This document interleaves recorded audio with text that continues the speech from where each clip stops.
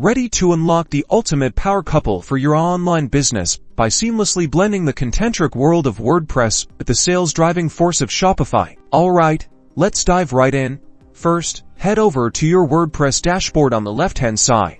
Find and click on Plugins, then select Add New. In the search bar, type in Shopify by button. This plugin is your magic key for integration. It's free and officially supported by Shopify. Locate the Shopify by button plugin and click the Install Now button. Once it's installed, the button will change to Activate. Click that to get the plugin up and running. Now that the plugin is activated, let's create a page where you want to showcase your Shopify products. Click on Pages in your WordPress dashboard.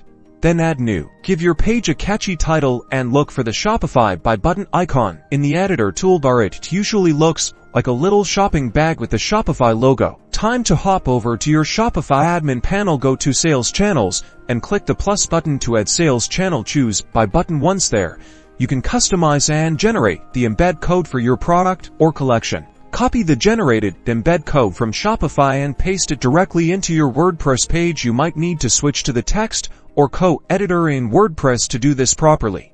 Hit Publish or Update on your WordPress page, and voila!